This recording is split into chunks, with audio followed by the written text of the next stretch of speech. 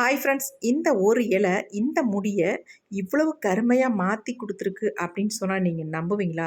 கண்டிப்பா நம்ப மாட்டீங்க. நீங்க லைவாவே பாருங்க. எந்த அளவுக்கு ஏன் முடிய நல்லா கருன்னு மாத்தி குடுத்துருக்குன்ட்டு. ஆல்ரெடி வெள்ள முடிய தான் உங்கள்ட்ட காட்டுனேன். இப்ப ஹேர்லாம் ஃபுல்லா நான் அப்ளை பண்ணிட்டேன். வெறும் 1/2 மணி நேரம் மட்டும் தாங்க விட்டுருந்தேன். அதுங்குள்ளாட்டி நல்லாவே கருன்னு மாறிருச்சு.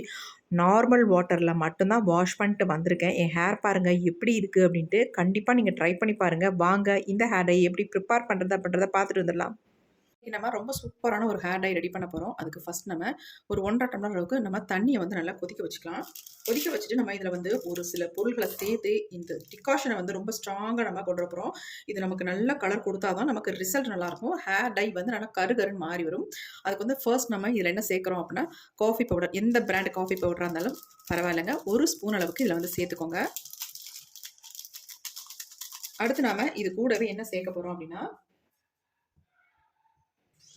இந்த காஃபி தூள் போட்ட டிகாஷன் வச்சு நல்லா கொதிக்கட்டும். நீங்கள் காஃபி பவுடர் இவ்வளோ தான் சேர்க்கணும் அப்படின்றதெல்லாம் கிடையாது. நீங்கள் உங்களுக்கு தேவையான அளவு சேர்த்துக்கோங்க. நான் வந்து ஒரு 2 ஸ்பூன் அளவுக்கு போட்டாச்சு. இப்போ இதில் வந்து நம்ம இதில் ஒரு முக்கியமான ஒரு பொடியை வந்து ஆட் பண்ண போகிறோம். இது என்ன பொடி அப்படின்னா கருஞ்சீரக பொடிங்க. நான் கருஞ்சீரகத்தை வந்து பொடி பண்ணி வச்சிருக்கனால இந்த பொடியாகவே டேரெக்டாக ஆட் பண்ணிக்கிறேன். நீங்கள் முழு கருஞ்சீரகமாக இருந்தாலும் தாராளமாக இதில் வந்து ஆட் பண்ணிக்கலாம். இன்றைக்கி நம்ம இதில் வந்து எல்லாமே பொடியாகவே ஆட் பண்ண போகிறோம். அடுத்து நம்ம இதில் சேர்க்க போகிறது வெந்தய பொடிங்க. 1 ஸ்பூன் அளவுக்கு வெந்தய பொடியை வந்து இதில் ஆட் பண்ணிக்கிறேன். நீங்கள் முழு வெந்தயமாக இருந்தால் நல்லா வறுத்துட்டு கருஞ்சீரகத்தையும் வெந்தயத்தையும் நல்லா வறுத்துட்டு அதுக்கப்புறமேட்டு இந்த பொடியை வந்து இதில் சேர்த்துக்கோங்க. அப்போ தான் நமக்கு வந்து கலர் வந்து செம்மையாக கிடைக்குங்க. அதுக்காக நம்ம இந்த மாதிரி வந்து ரெடி பண்ணுறது. பாருங்கள், நம்ம மிக்ஸ் பண்ண உடனே என்ன மாதிரி கலரில் வந்திருக்கு பாருங்கள். இப்போ இது கூடவே வந்து நம்ம இன்னும் ஒரு பொடியை மட்டும் சேர்த்துக்கலாம். அது என்ன அப்படின்னா டீ தூளுங்க.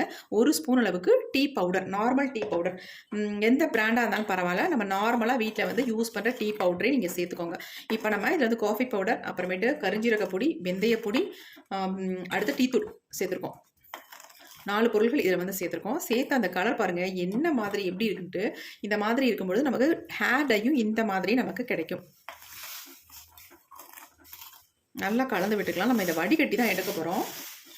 ஏன்னா அப்படியே பயன்படுத்த முடியாது. டீ தூள்லாம் சேர்த்துருக்கிறதுனால திப்பி திப்பியாக இருக்கும். அதனால் இதை வந்து நல்லா கொதிக்க வச்சுட்டு நம்ம 1 1/2 டம்ளர் அளவுக்கு தண்ணி சேர்த்துருந்தோம். நமக்கு ஒரு 3/4 டம்ளர் வர அளவுக்கு நம்ம இதை வந்து கொதிக்க வச்சு எடுத்துக்கலாம்.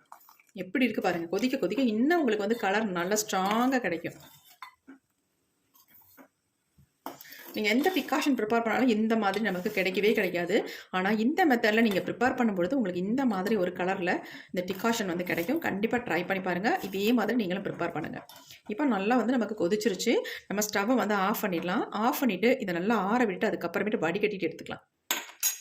கொஞ்சம் நேரம் ஆறட்டும். இப்போ நம்ம டிகாஷனை எடுத்து வச்சுட்டு கொஞ்சம் ஆறட்டும் அப்படின்ட்டு அதுங்களாட்டு நம்ம ஒரு சில பொருட்களை நம்ம இந்த மிக்ஸி ஜாரில் வந்து ஆட் பண்ணிக்கலாம். டை ரெடி பண்ணுறதுக்கு ஃபுல் அண்ட் ஃபுல் நேச்சுரலாக இன்றைக்கி ரெடி பண்ண போகிறோம். எந்த விதமான சைட் எஃபெக்ட்டும் வராத அளவுக்கு. இப்போ ஃபர்ஸ்ட் நம்ம என்ன எடுத்துருக்கோம் அப்படின்னா மருதாணியை. நிறைய பேர் மருதாணியை வந்து ஹேரில் அப்ளை பண்ணால் ஒரு மாதிரி ரெட்டிஷ் ப்ரௌனாக தான் எங்களுக்கு கிடைக்கிது அப்படின்றீங்க. ஆனால் இந்த மெத்தடில் நீங்கள் ட்ரை பண்ணும் பொழுது உங்களுக்கு ஃபர்ஸ்ட் டைமே நல்ல ஒரு கருமையான நிறம் கிடைக்கும். நல்லா ஒரு கைப்பிடி அளவுக்கு நல்லா ஃப்ரெஷ்ஷான மருதாணி இலைகளாக எடுத்துக்கோங்க. இந்த மாதிரி குச்சிகள்லாம் நீக்கிட்டு எடுத்துக்கிட்டு நல்லா வாஷ் பண்ணிக்கோங்க. ஆல்ரெடி இதை வந்து வாஷ் பண்ணிவிட்டு இன்னும் கொஞ்சம் தண்ணி ஊற்றி நான் இதை வாஷ் பண்ணிவிட்டு மிக்ஸி ஜாரில் வந்து ஆட் பண்ணிக்கிறேன். நல்லா இறுக்கி பிடிச்சா ஒரு கை அளவுக்கு இருக்குது. இப்போ நம்ம எடுத்தாச்சு பாருங்கள். தண்ணியில் போட்டவுடனே கலர் பாருங்கள் எந்த அளவுக்கு நமக்கு இருக்குது அப்படின்ட்டு. இது நம்ம தண்ணி வேண்டாம். அடுத்து நம்ம இது கூட என்ன சேர்க்குறதுன்னு பார்க்கலாம். அடுத்து நம்ம இதில் சேர்க்க போகிறது என்ன அப்படின்னா, இது வந்து மருதாணி இலைகள்ங்க. சாரி, இது செம்பருத்தி இலைகள். இந்த செம்பருத்தி இலைகளை தான் நான் எடுத்திருக்கேன். கண்டிப்பாக ஒத்த செம்பருத்தியோட இலைகள் எடுத்துக்கோங்க. நீங்கள் வந்து செம்பருத்தியிலே பல வகைகள் இருக்குது. அந்த மாதிரி எடுத்திங்கன்னா உங்களுக்கு ரிசல்ட் நல்லா இருக்காது.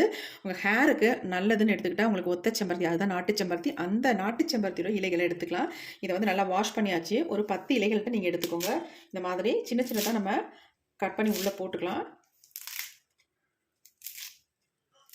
இந்த மாதிரி நம்ம மருதாணியை ரெடி பண்ணும்பொழுது நமக்கு எக்ஸலண்ட்டான ரிசல்ட் கிடைக்கும். அது மட்டும் இல்லை, உங்களுக்கு ஷாம்பு போட்டு வாஷ் பண்ணுன்ற அவசியமே இருக்காது. நீங்கள் நார்மல் வாட்டர்லேயே வாஷ் பண்ணாலே நல்ல முடி வந்து நல்ல கருமையாக இருக்கும். உங்கள் கலர் வந்து போகவே போகாதுங்க. இது கூட வந்து இன்னொரு பொருளை வந்து ஆட் பண்ணிக்கலாம். அது என்ன அப்படின்னா செம்பருத்தியோட பூக்கள் தாங்க. இந்த மாதிரி ஒத்த செம்பருத்தி பூக்கள் இருந்தால் கண்டிப்பாக ஒரு 5 6 பூக்கள் வந்து இதில் சேர்த்துக்கோங்க. ரொம்ப ரொம்ப நல்லது. உங்கள் ஹேரை வந்து நல்லா கண்டிஷன் பண்ணி கொடுக்கும். அல்லது உங்கள்கிட்ட பூக்கள் கிடைக்கல அப்படின்னா தாராளமாக நீங்கள் பொடிகளை வந்து ஆட் பண்ணிக்கலாம்.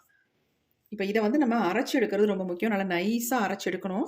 நம்ம வடிகட்டாமல் யூஸ் பண்ணுற மாதிரி நல்லா நைஸாக அரைச்சி எடுத்துக்கணும். இப்போ இது அப்படியே இருக்கட்டும். அடுத்து நம்ம டிகாஷனை வந்து நம்ம வடிகட்டி எடுத்துக்கலாம். கண்டிப்பாக வந்து டிகாஷனை வந்து வடிகட்டிட்டு எடுத்துக்கோங்க.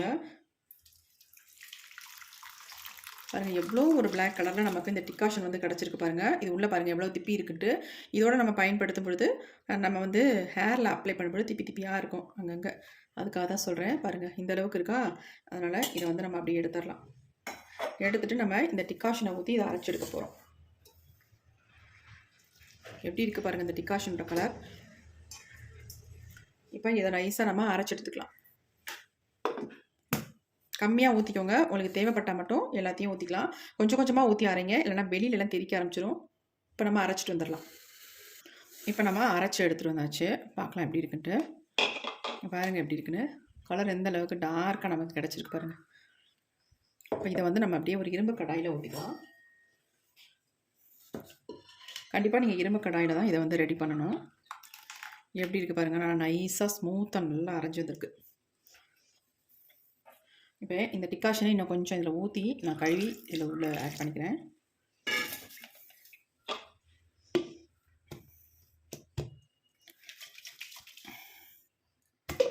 அப்படியே உள்ள ஊற்றிக்கலாம்.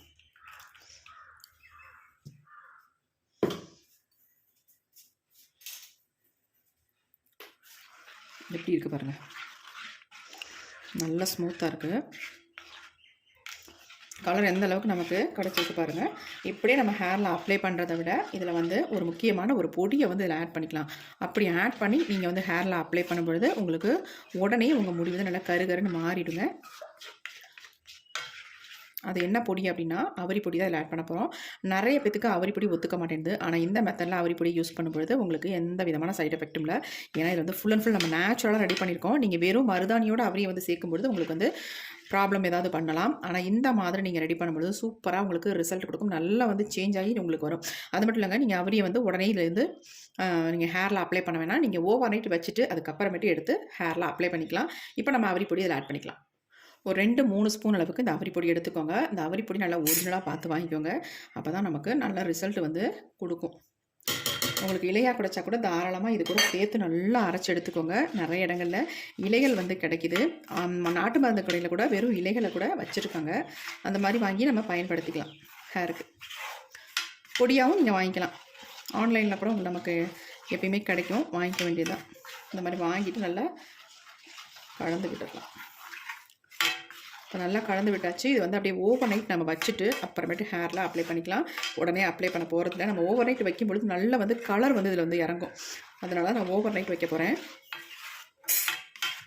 நல்லா ஒரு கவர் போட்டு இதை மூடி வச்சுக்கலாம். தட்டு போட்டு நான் மூடலை.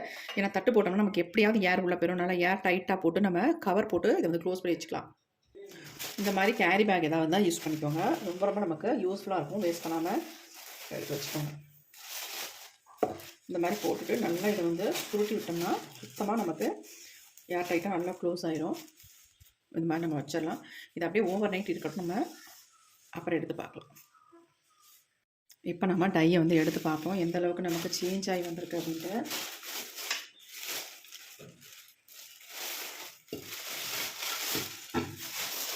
பாருங்கள் டை எப்படி வந்திருக்கு அப்படின்ட்டு. நம்ம கொஞ்சம் லிக்விடாக தான் வச்சுருந்தோம். நல்லா ஊறி நமக்கு திக்கான ஒரு கன்சிஸ்டன்சிக்கு மாறிடுச்சு பாருங்கள். மருதாணி இந்த அளவுக்கு மாறுமா நீங்கள் கண்டிப்பாக ஆச்சரியப்படுவீங்க.